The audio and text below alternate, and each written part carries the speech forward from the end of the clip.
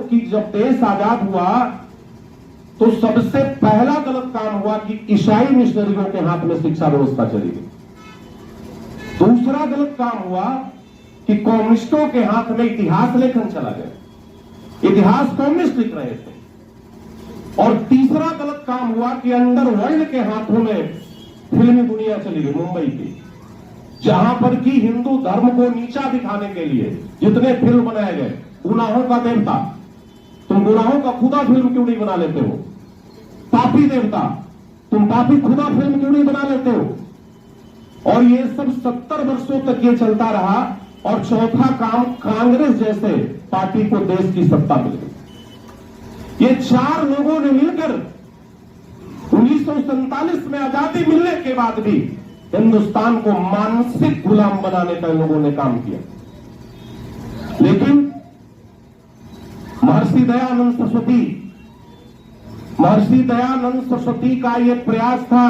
मैं हर मंचों पर, बड़े बड़े मंचों पर जाता हूं, मैं ये कहता हूं कि अगर राष्ट्रपिता की पदवी महात्मा गांधी को दे सकते हो तो दयानंद सरस्वती को, जिसने समग्र रूप से राष्ट्र का चिंतन किया, राष्ट्र को चिंतन दिया, गांधी जी ने सब कुछ उन्हीं के सिद्धांतों को अपनाया।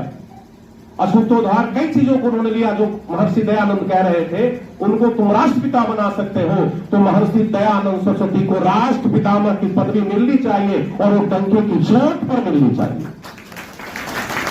और उस राष्ट्रपितामह दयानंद सरस्वती की बातों को आगे बढ़ाते हुए आर्य समाज देश में हिंदू संस्कृति को जगा रहा है, आगे बढ़ा रहा है। उसका परिणाम रहा कि 14 में इन सब लोगों को सत्ता से हटा करके बाहर कर दिया। और आज 2014 से अब देश में लगता है कि हम अपने देश में जी रहे हैं, जब राष्ट्र के संस्कृति की बात होती है, जब राष्ट्र के सभ्यता संस्कृति पर विचार होता है, कुछ बताया ही नहीं जाता।